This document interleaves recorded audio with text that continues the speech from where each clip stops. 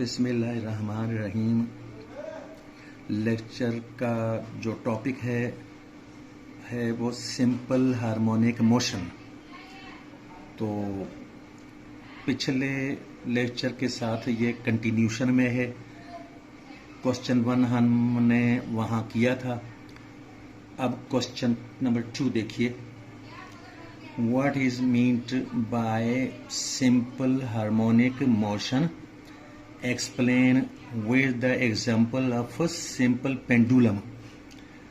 दो बातें कही गई हैं कि पहली बात तो ये सिंपल हार्मोनिक मोशन को डिफाइन करना है कि वो क्या चीज़ होती है। तो उसको तो ये देखिए, ये हमने आंसर में ये सिंपल हार्मोनिक मोशन की हेडिंग लगाकर तो ये रेफर्ड टू क्वेश्चन 1। इसका मतलब ये है कि क्वेश्चन 1 में पिछले लेक्चर में हमने उसको डिफाइन कर दिया था और ये फिर क्वेश्चन का लिंक को क्लिक करके तो उस लेक्चर को आप हासिल कर सकते हैं, यानी देख और सुन सकते हैं। अब हम दूसरे पार्ट की तरफ आते हैं। क्वेश्चन का जो दूसरा हिस्सा है वो देखें। Explain with the example of a simple pendulum. मतलब ये हुआ कि सिंपल पेंडुलम के ऊपर उसकी हरकत को, उसकी मोशन को एनालाइज करके बताना है कि सिंपल हार्मोनिक मोशन ऐसे होती है। और ये यानी एक तरह से बल्कि यकीनन साबित हो जाएगा कि सिंपल पेंडुलम की जो हरकत है वो सिंपल हार्मोनिक मोशन ही होती है। तो चलिए ये यहाँ देखिए, एग्जाम्पल ऑफ सिंपल पेंडुलम, इसकी हेडिंग लगाकर तो उसके बाद ये consider the following diagram. Following diagram को कंसीडर करें तो वो डायग्राम में आपको दिखलाता हूं और उसके ऊपर कुछ चीजें हम कोशिश करेंगे उनको एनालाइज करने की। ये देखिए, ये सिंपल पेंडुलम की डायग्राम है। इसमें यहां से लेकर यहां तक स्ट्रिंग की जो लेंथ है वही सिंपल पेंडुलम की लेंथ कहलाती है। उसको एल से शो करते हैं। मैं यहां पर लिख देता हूं, ये मैंने लिख दिया है। स्मॉल एल के साथ इस पेंडुलम की लेंथ को मैंने शो कर दिया है। और ये गोल हिस्सा जो है ये पेंडुलम का बॉब है, BOB बॉब। तो पेंडुलम के दो पार्ट्स होते हैं। एक तो स्ट्रिंग है जिसकी लंबाई लेंथ को हमने स्मॉल एल के साथ शो किया हुआ है, और दूसरा पार्ट जो है वो मास वाला हिस्सा जो कि आगे ये इस रास्ते पर चलेगा, यानी कि वो सिंपल हार्मोनिक मोशन, इस बॉब की जो है हरकत को हम एनालाइज करेंगे। तो देखिए, अब इस बॉब के ऊपर जो फोर्सेस काम कर रही हैं वो देखिएगा। एक तो टेंशन वाली फोर्स जो कि ये स्ट्रिंग में ये इस तरफ को, ये तीर का निशान बनाया हुआ है, टेंशन वाली फोर्स जो है ये इस तरफ को है। और जो वजन है वो बिल्कुल स्ट्रेट नीचे की तरफ, जमीन की तरफ। और टेंशन वाली फोर्स के बिल्कुल अपोजिट में, सामने बिल्कुल, ये है जी ये वाली फोर्स जिसका नाम हमने रखा है mg cos थीटा। ये देखें, ये इस पॉइंट के ऊपर ये जो बॉब का वजन, यानी जो मास है ये पेंडुलम की, जिसको हम बॉब बोलते हैं, इसका वजन जो है बिल्कुल नीचे की तरफ, जमीन की तरफ सीधा ये काम कर रहा है। लेकिन हमने इसको दो पार्ट्स में डिवाइड कर देना है। मतलब ये कि दो कंपोनेंट्स इसके बना देने। तो ये वजन के दो कंपोनेंट्स हमने कौन से बनाए, ये देखिएगा। ये एंगल थीटा, ये देखिएगा यहां पर, ये जो ये इस जगह पर एंगल थीटा, थीटा यहां पर बाहर मैंने लिखा है क्योंकि यहाँ पर जगह कम थी तो इसलिए इसको लाइन लगाकर बाहर लिख दिया। तो मतलब ये है कि यहाँ समझा जाएगा थीटा। अब ये एंगल थीटा के सामने वाली ये जो यूं है, इसको हम साइन थीटा वाला कंपोनेंट, मिसाल के तौर पर अगर कोई फोर्स हो तो उसको एफ साइन थीटा कह देंगे, अगर कोई वेलोसिटी हो तो उसको वी साइन थीटा कह देंगे, और यहां पर ये वजन है, वजन वाली फोर्स है यानी, तो हमने इसको डब्ल्यू साइन थीटा। मतलब ये बताने का कि एंगल थीटा के सामने जो कंपोनेंट आता है उसको साइन थीटा के साथ शो करते हैं, चाहे वो एफ साइन थीटा हो जाए, डब्ल्यू साइन थीटा हो जाए या वी साइन थीटा हो जाए। तो इस केस में जो है ये हमने इसको डब्ल्यू साइन थीटा का मतलब है कि एम जी साइन थीटा, क्योंकि डब्ल्यू को हम एम जी से शो करते हैं। ये दूसरी जगह से यानी दूसरे लेक्चर में या दूसरे टॉपिक में ये पहले से सीखी हुई होनी चाहिए बात। तो चलें, अब ये हो गया ये एक कंपोनेंट, और उसके बाद दूसरा कंपोनेंट देखें, ये इधर की तरफ, यानी कि एंगल यहां पर बताया है ये एंगल थीटा है, तो एंगल के साथ मिली हुई जो लाइन होती है, अगर वो एफ को हम रिजॉल्व कर रहे हो तो एफ कॉस थीटा हो जाता है, अगर वी को रिजॉल्व कर रहे हो तो वी कॉस थीटा हो जाता है। और इस वक्त हमने W को रिजॉल्व किया, ये देखिएगा W को रिजॉल्व किया है, तो एक पहले आपको बता चुका हूं ये W साइन थीटा का मतलब mg साइन थीटा, और साथ मिली हुई ये जो है थीटा के साथ मिली हुई है W कॉस थीटा यानी mg कॉस थीटा। क्योंकि इस W वाली फोर्स को हमने रिजॉल्व कर दिया है दो कंपोनेंट्स में, एक ये वाला कंपोनेंट और एक ये वाला कंपोनेंट, तो इसलिए अब W का जिक्र करने की जरूरत नहीं है इस पॉइंट पर। तो इस पॉइंट पर जो देखिए तीन फोर्सें काम कर रही हैं, एक तो ये वाला कंपोनेंट यानी वो वजन का W का ये वाला कंपोनेंट जिसका नाम रखा mg cos थीटा, और दूसरा इस कंपोनेंट को हमने ये देखिएगा यहां पर शिफ्ट करके ये रखा हुआ है, इस कंपोनेंट को यहां पर शिफ्ट करके रखा हुआ है।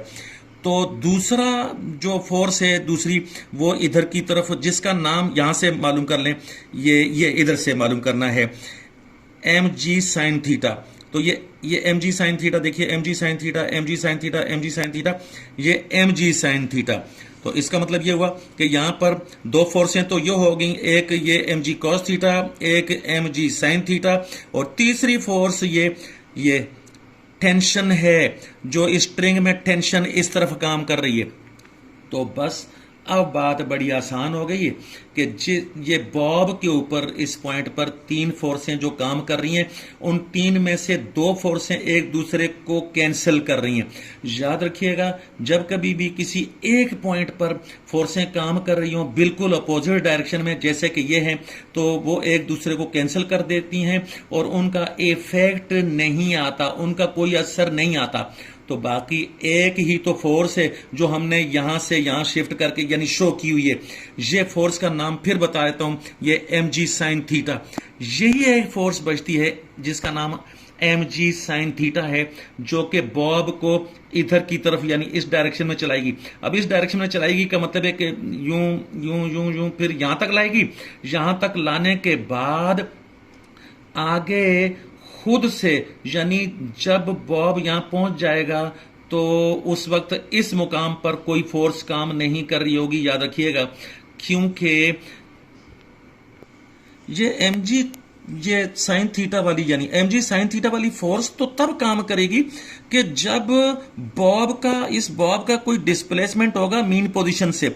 जैसे कि यहां पर ये mg साइन थीटा वाली फोर्स काम कर रही है, और यहां पर भी mg साइन थीटा वाली फोर्स काम करती रहेगी, यहां पर भी mg साइन थीटा वाली फोर्स काम कर रही होगी, यहां पर भी। तो डिस्प्लेसमेंट मीन पोजीशन से कम होता जा रहा है, इधर इधर आते जाएं तो मीन पोजीशन से डिस्प्लेसमेंट कम होते होते होते होते यहां पर जब बॉब पहुंच गया ये पेंडुलम का, तो अब यहां पर कोई mg साइन थीटा वाली फोर्स अब काम नहीं कर रही। लेकिन सवाल यह पैदा होता है कि फिर ये बॉब आगे चला जाता है तो क्यों चला जाता है जब फोर्स ही नहीं काम कर रही? इसका जवाब यह है कि बॉब अपने इनर्शिया वाली प्रॉपर्टी की वजह से आगे निकल जाता है इस पॉइंट से।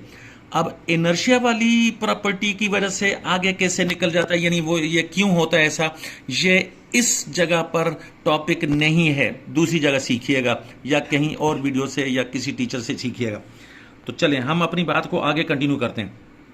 इनर्शिया वाली प्रॉपर्टी की वजह से बॉब यहां से आगे कंटिन्यू करेगा, तो फिर जब कंटिन्यू करेगा तो यहां पर फिर वो डिस्प्लेसमेंट फिर हो गया, मीन पोजीशन से फिर डिस्प्लेसमेंट हो गया।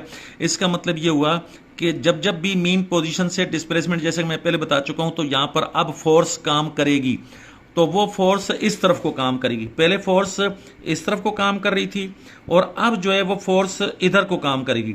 बॉब इधर आया तो फोर्स इधर की तरफ काम कर रही है, बॉब इधर आ जाएगा फोर्स इधर की तरफ काम कर रही होगी, बॉब इधर पहुंच जाएगा तब भी फोर्स इधर की तरफ काम कर रही होगी। वही mg sin थीटा वाली फोर्स ही कभी वो इधर से इधर की तरफ काम करती है, और जब बॉब इस तरफ होता है तो फिर वो इस तरफ से उधर, यानी हमेशा दोनों तरफ से मीन पोजीशन की तरफ ये फोर्स काम करती है। और इस फोर्स का एक नाम भी रखा हुआ है, वैल्यू तो इसकी है mg sin थीटा, ये तो वैल्यू है, लेकिन इस फोर्स का नाम है रिस्टोरिंग फोर्स। रिस्टोरिंग फोर्स वो फोर्स होती है कि जो किसी भी ये सिंपल हार्मोनिक मोशन एग्जीक्यूट करने वाली बॉडी को मीन पोजीशन की तरफ लेकर आती है, इधर से भी मीन पोजीशन की तरफ यानी लाने की कोशिश करती है। यहां पहुंचने के बाद वो बॉडी फिर वापस मीन पोजीशन की तरफ आती है रिस्टोरिंग फोर्स की वजह से। फिर जब और आगे फिर दूसरी तरफ निकल जाती है तो फिर यहां से भी वो रिस्टोरिंग फोर्स ही है जो उसको मीन पोजीशन की तरफ लाने की कोशिश करती है और लेकर भी आती है।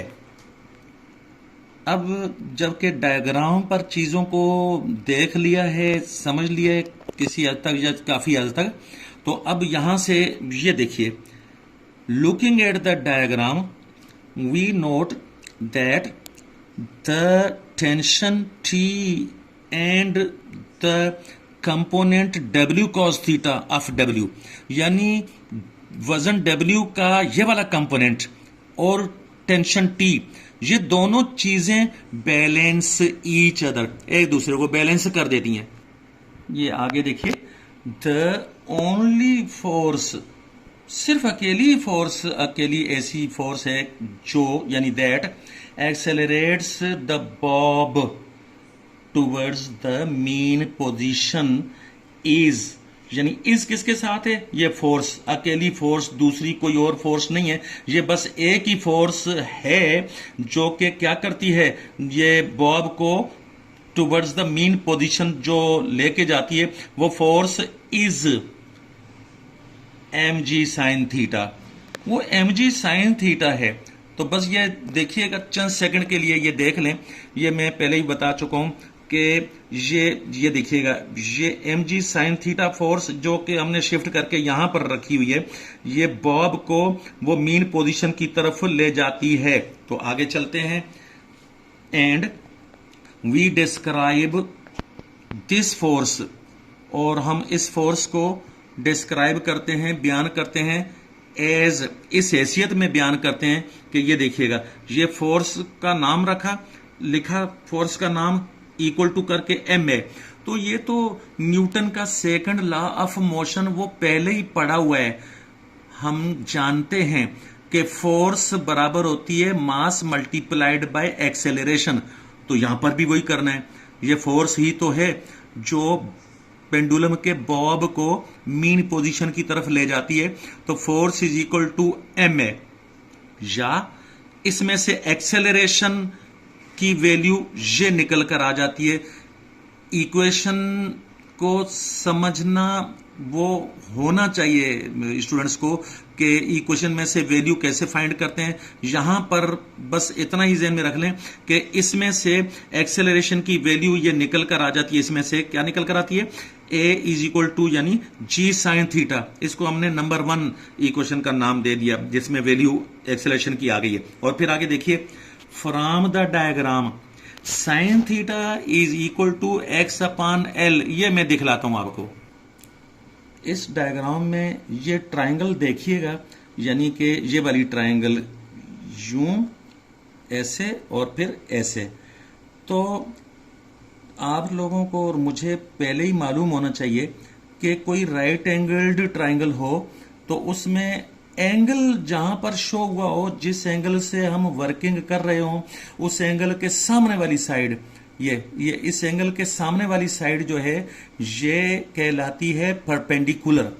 तो 90 डिग्री का एंगल यहां पर है, ये ध्यान में रखिएगा, यहां पर 90 डिग्री का एंगल है और यहां पर एंगल थीटा, और यहां पर कोई भी एंगल हो इससे हमें कोई गर्ज नहीं है। तो एंगल थीटा के सामने वाली ये जो साइड है, जिसको हमने पहले ही कहा हुआ है कि ये डिस्प्लेसमेंट एक्स, यानी ये मीन पोजीशन से जितना डिस्प्लेसमेंट है बॉब का, इसको हमने जरा सीधा करके, यानी बजाय इसके कि इसको यूं गोलाई में ले जाएं, इसको हमने सीधा करके तो यहां पर 90 डिग्री का एंगल बनाया हुआ है। और अब ये देखिएगा कि ये परपेंडिकुलर हो गया, तो 90 डिग्री के सामने वाली साइड होती है हाइपोटेन्यूज, और ये थीटा एंगल या कोई भी एंगल हो, चाहे अल्फा हो या कोई भी, इस केस में थीटा है, तो इसके साथ मिली हुई 90 डिग्री की तरफ जाती हुई जो लाइन है उसको बेस बोलते हैं। तो एक मरतबा फिर सुन लें, एंगल थीटा के सामने परपेंडिकुलर, एंगल के साथ जो है वो 90 डिग्री की तरफ जाती हुई लाइन जो है वो बेस है, और 90 डिग्री के सामने वाली जो लाइन होती है ये राइट एंगल ट्रायंगल में, वो हाइपोटेन्यूज होती है। तो देखिए इस केस में साइन थीटा, यानी साइन होता है परपेंडिकुलर अपॉन हाइपोटेन्यूज, तो इस वक्त साइन थीटा एक्स, ये परपेंडिकुलर हुआ, हाइपोटेन्यूज जो है ये एल, ये लेंथ पहले बताई हुई है, तो sine theta is equal to x upon l. ये देखिए जी, ये sine theta is equal to x upon l हमने लिखा। तो ये देयरफॉर, यानी क्योंकि साइन थीटा की वैल्यू एक्स अपॉन एल होगी, तो इसलिए इक्वेशन 1 को जो है वो, ये इक्वेशन 1 एम्प्लाइज दैट का मतलब है कि यानी इसकी शक्ल ऐसे बन जाती है। इक्वेशन 1 देखिएगा, ये एक्सेलरेशन को हम, ये देखिए जी, ये साइन थीटा के बदले में एक्स अपॉन एल रखा है।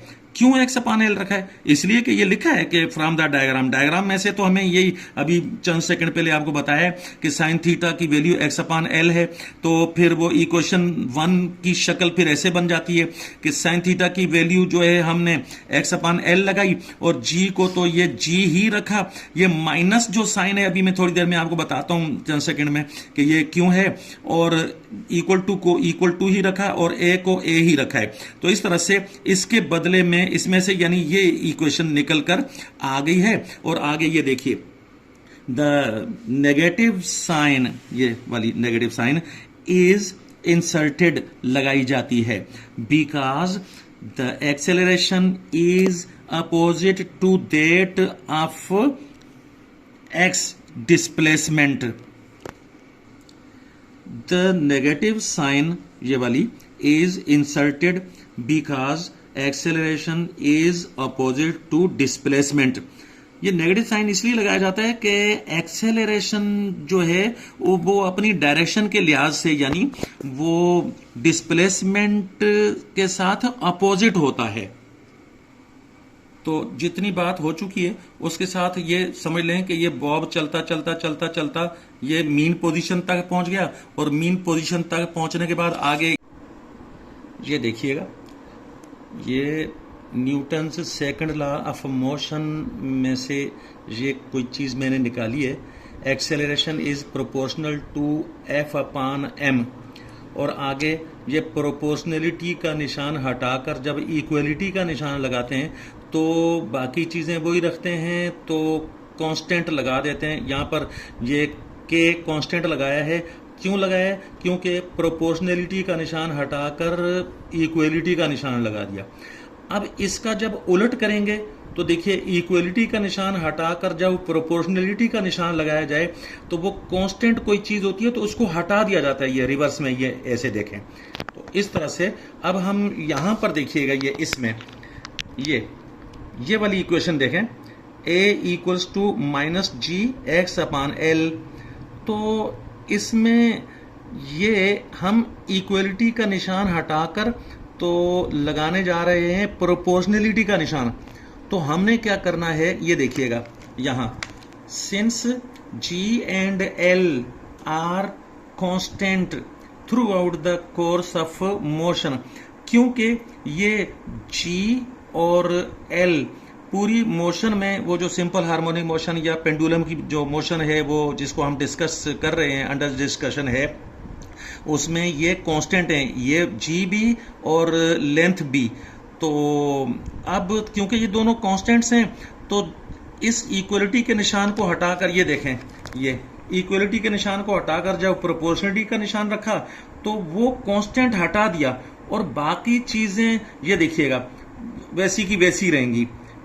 एक्स वैसे का वैसा रहा, एल और जी जो है वो कांस्टेंट्स हैं, वो हटा दिया, उसके बदले में जो है वो इक्वलिटी का निशान हटाकर प्रोपोर्शनलिटी का निशान लगाया है। तो इस तरीके से ये हमें हासिल हो गया, यानी कि इस इक्वेशन में से हासिल होती है ये चीज। इसको पढ़ने में ऐसे पढ़ेंगे, this equation implies this expression. तो इंप्लाइज का मतलब होता है कि इसमें से हासिल होती है ये चीज। तो यहां पर इसको देख लें और हम आगे चलते हैं। ये देखिएगा, at the mean position the acceleration is zero. ये आपने याद रख लेना है कि मीन पोजीशन पर पहुंचकर एक्सेलरेशन जीरो होता है। हाँ, अलबत्ता मैं बता भी देता हूं कि क्यों जीरो होगा एक्स। और वहां पर जब मैं एनालाइज करके बता रहा था ये डायग्राम को, तो आपको बताया था कि वो कोई फोर्स काम नहीं कर रही है, वो मीन पोजीशन पर कोई फोर्स काम नहीं कर रही है। तो जहां पर कोई फोर्स काम नहीं कर रही होती, यहां पर मीन पोजीशन पर, यानी कोई फोर्स जब काम नहीं कर रही है तो फिर एक्सेलरेशन भी नहीं होगा। क्योंकि हमेशा हमेशा हमेशा याद रखिएगा कि फोर्स के होने से ही एक्सेलरेशन पैदा होता है। जहां फोर्स नहीं होगी वहां एक्सेलरेशन नहीं होगा। तो मीन पोजीशन पर पहुंचकर कोई फोर्स काम नहीं कर रही, रीजन पहले बता चुका हूं डायग्राम पर, तो इसलिए एक्सेलरेशन भी नहीं होगा, यानी acceleration is zero. Now the bob moves towards the other extreme position, but there यानी वहां पर mg sin theta decelerates it towards the mean position and acceleration proportional to minus x। ये लिखना है। ये देखिए, ये बॉब जब मीन पोजीशन से दूसरी एक्सट्रीम पोजीशन की तरफ जब जा रहा होता है तो जहन में रखिएगा कि उसको डिसेलरेट होना है, यानी कोई फोर्स ऐसी है जो उसको इधर पीछे की तरफ मीन पोजीशन की तरफ खींच रही होगी, और जिसका नाम वो पहले वाला वही फोर्स है जो मैं बता चुका हूं। mg sin थीटा जो है उसको डिसेलरेट करता है। जब वो यहां से क्रॉस करके आगे निकलती है बॉडी, इनर्शिया की वजह से जब आगे जाती है तो उसकी जो स्पीड कम होते होते होते और कम और कम और कम, तो स्पीड कम होने के साथ बॉडी जो है वो डिसेलरेट होती है। डिसेलरेट होते होते बॉब जो है यहां पर पहुंचकर बिल्कुल उसकी जो स्पीड है जीरो हो जाती है। तो इस तरह से हमने ये कहा है कि वो फोर्स mg sin थीटा जो है डिसेलरेट करती है बॉब को। इट जो है वो बॉब के लिए लिखा हुआ, अभी ये डायग्राम जब हटाऊंगा तो वो आप नोट को देखिएगा तो उसमें इट लिखा हुआ है, ये देखें, ये mg sin theta decelerate it, यानी ये वाली फोर्स जो है डिसेलरेट करती है उसकी स्पीड को कम करते करते, यानी इट उसको यानी डिसेलरेट कर रही होती है। किसको? बॉब को। कहां की तरफ डिसेलरेशन उसका होता है? Towards the mean position, mean position की तरफ ही उसको डिसेलरेट कर रही होती है। And acceleration is proportional to negative x. यहां पर जो है ये वेक्टर के निशान के बगैर, यहां पर एक्सेलरेशन का मतलब है एक्सेलरेशन का मैग्नीट्यूड डायरेक्टली प्रोपोर्शनल है। जितना ज्यादा ये डिस्प्लेसमेंट होगा उतना ही ज्यादा एक्सेलरेशन होगा। नेगेटिव साइन लगाने का ये मतलब है, पहले भी बता चुका हूं कि एक्सेलरेशन और वो डिस्प्लेसमेंट एक दूसरे के साथ अपोजिट डायरेक्शन में है। आगे चलिए, ये देखिए, when the bob moves from this extreme position to the first one. हाँ, तो अब तो जाहिर सी बात है कि उसने इस मीन पोजीशन से आगे पहले वाली की तरफ ही जाना है। ये मैं पहले आपको बता चुका हूँ। ये देखिए, वो यहाँ से चलकर ये मीन पोजीशन की तरफ आया, फिर आगे निकलकर दूसरी एक्सट्रीम पोजीशन की तरफ गया, एक्सट्रीम पोजीशन से फिर वापस पहले वाली एक्सट्रीम पोजीशन की तरफ जाएगा। तो ये लिखा हुआ है, ये देखें, when the bob moves from this extreme position to the first one, तो फिर उसके आगे the same analysis of motion is applicable. यही पहले वाली ही, सेम का मतलब है कि वही एनालिसिस जो है हमने करके बताया, तज्जिया मोशन के लिए, हरकत के लिए बॉब की, तो वही एप्लीकेबल होगा, उसी को अप्लाई करते हैं। To returning to the first extreme position. ये टू जो है लैंग्वेज की वजह से लगा हुआ है। एप्लीकेबल टू यानी ये ग्रामर में आता है कि एप्लीकेबल टू करके यानी लिखते हैं। फिर ये रिटर्न होने के लिए, फर्स्ट एक्सट्रीम पोजीशन की तरफ रिटर्न होने के लिए फिर वही वाली एनालिसिस होगी, और जब वही वाली एनालिसिस होगी तो फिर दोबारा से दैट इज यानी वो यूं है, acceleration is proportional to -x, ये ऊपर वाली बात ही आ जाएगी। इस तरह से ये बात साबित हो जाती है कि ये जो सिंपल पेंडुलम की मोशन है, ये सिंपल हार्मोनिक मोशन है। तो इस तरह से आज का लेक्चर यहाँ पे ख़त्म हो गया।